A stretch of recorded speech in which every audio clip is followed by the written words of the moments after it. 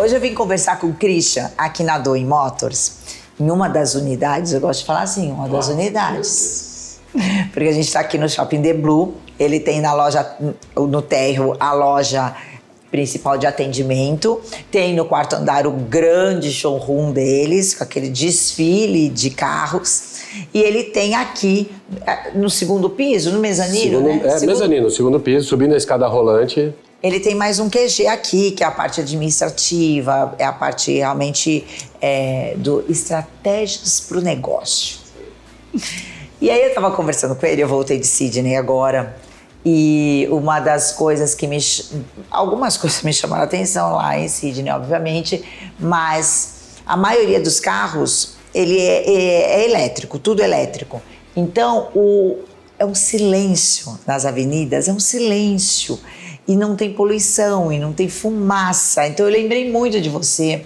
E de uma outra coisa, que aí eu quero entender quando foi que isso mudou na sua cabeça. Porque uma das coisas que eu também percebi lá em Sydney, lógico, é uma outra realidade, um poder aquisitivo, mas uma coisa que você sempre pontuou é que o carro não é só um meio de transporte, né? O carro é o lugar que você vai curtir com a sua família, você vai transformar a sua família tem que ter segurança, é o lugar que você... É quando representa a nossa ascensão social de ser bem-sucedido ou não, é um lugar onde você faz reflexões. Muitas vezes eu entro no carro e eu não ligo nem som, eu medito, eu converso com Deus, é um lugar, é uma cúpula mesmo. E ao mesmo tempo, é um lugar onde você pode, se você quiser, mostrar o seu estilo de vida. E eu vi muito isso lá. Não tem por que ter aqueles carros todos, aqueles desfiles todos de carros que eu nunca nem vi na vida. E você começa a perceber que é realmente um estilo de vida e eles fazem questão de mostrar isso, né? Quando que você percebeu que o carro não é só um meio de transporte? Não faz muito tempo, Rê. De verdade, para mim, o nosso ramo era nitidamente compra, venda, relacionamento, uma venda relacional. E de repente, eu comecei eu mesmo a experimentar o carro de uma outra forma, de uma outra perspectiva, e algo internamente a mim, principalmente a Mônica, que, sei lá, é mais... ela vive mais aquilo, né? A gente vendeu um carro que ela estava usando agora recentemente, e aí ela tá num outro carro muito legal, cara, mas ela... Ai, que saudade do meu outro Apego. carro. Mas o que saudade... Eu dou nome no meu carro. Dá nome, né? Um monte de gente dá nome. Mas, e eu fiz a pergunta, né? E o que você tá sentindo falta? Primeiro que eu falei, aproveita que você tá nesse outro carro e vai vendo, desfruta de tudo que ele entrega, né? Porque quando você não tem um carro só para meio de transporte, você quer saber tudo que aquela tecnologia te entrega, né? Então, a interação com a multimídia, é você abrir o carro com o teu celular, você dá aquela aproximação, que nem um cartão de crédito por aproximação, você tem a chave do carro por aproximação, o carro já te faz a saudação pelo seu nome, aí você entra no carro, aí aquele revestimento, e ela tem feito bastante postagem disso, ela só passando a mão, né, nos elementos do carro. E aí quando você vai olhando, isso traz tudo isso que você falou. Primeiro que o carro, eu vou falar isso 1000 vezes, ele é a extensão da nossa casa. E a gente gosta de deixar a nossa casa confortável, né? Você reveste um papel de parede, você põe um mobiliário legal, um painel para televisão, para você quando chegar em casa, porque é comum, você vai fazer uma viagem, mas estava com saudade da tua casa, não estava? Você estava vivendo os melhores momentos na tua viagem. Casa e deitei na minha cama. Porque você deixou tua casa do jeito que você quer. Então o carro tem que ser essa escolha para você querer estar dentro dele. E aí eu vou fazer uma pergunta que você estava falando aí durante a apresentação. Você viu riqueza, você viu prosperidade nessa tua viagem? Muito, né? E aliás, carros sofisticados? Sim. Tinha carro de baixo ticket? Não. Não tinha, né? Então o país é rico porque todo mundo tem carro legal ou todo mundo tem carro legal porque o país é rico?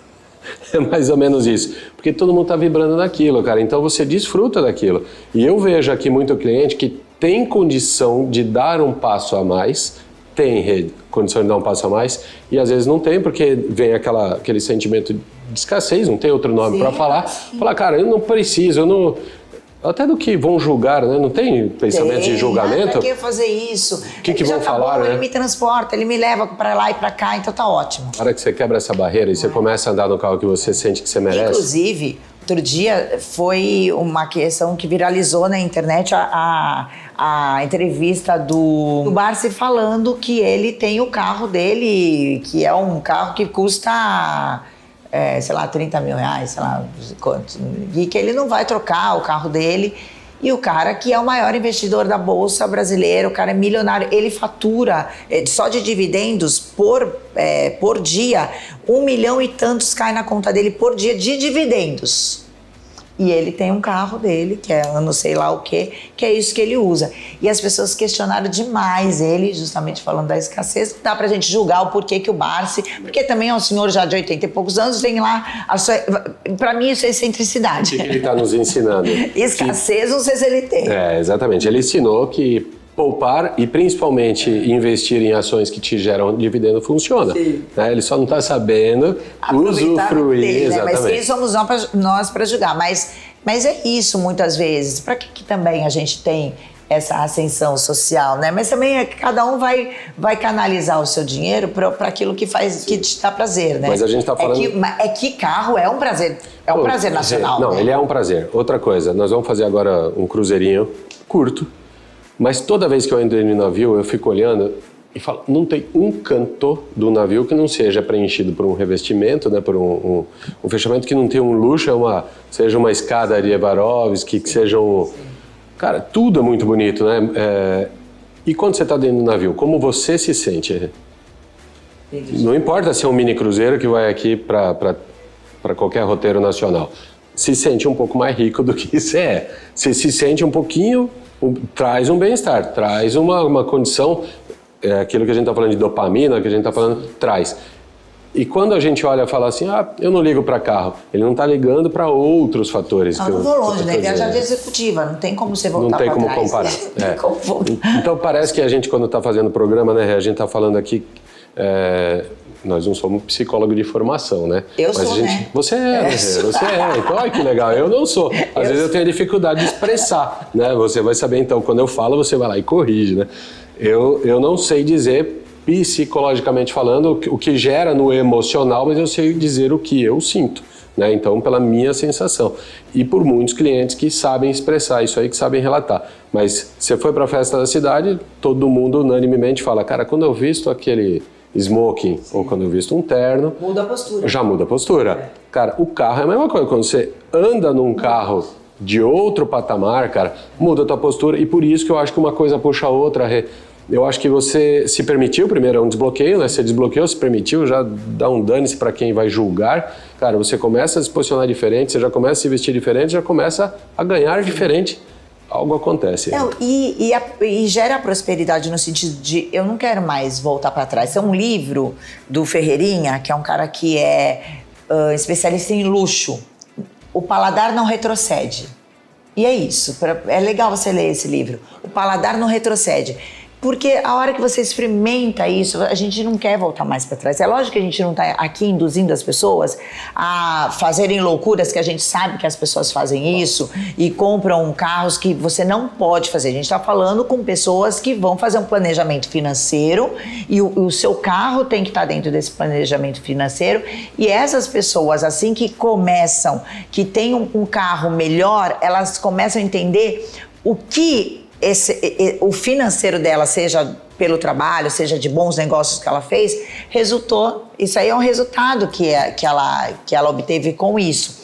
E quando você entra nesse seu carro, quando você vai subindo esse nível, você quer mais. Então você começa a prosperar no seu trabalho também, porque você quer mais. Isso quando a gente faz num planejamento financeiro, obviamente, né? É fácil pensar. Não vai aí fazer zero de entrada e financia em 60 meses só porque você quer ter um carro, porque o Christian falou.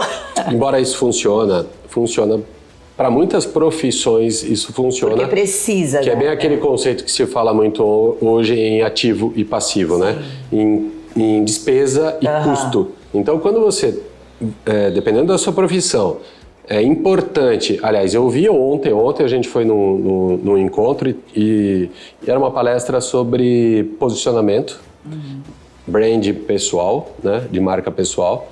E ele contou um case dele que lá no interior, que ele foi lá abordar a empresa, que ele estava vendendo os serviços dele, e ele estava num carro mecânico, de um carro de entrada de uma marca, bom, Sandero, não tem por que não falar, o carro é bom, e ele falou, pensa num cara que estava feliz com o carro, econômico, né, bonitinho, tudo certinho, estava feliz com o carro. Aí ele foi, apresentou, deu um show na apresentação, e a dona da empresa na saída, aí ele não quis parar no estacionamento no interior tem muito disso, do estabelecimento, para não prejudicar os clientes, né, para deixar a vaga para cliente. Ele ainda teve o bom senso, parou do lado. E a cliente, a prospect dele, né, a empresa, vamos lá, eu te acompanho até o carro.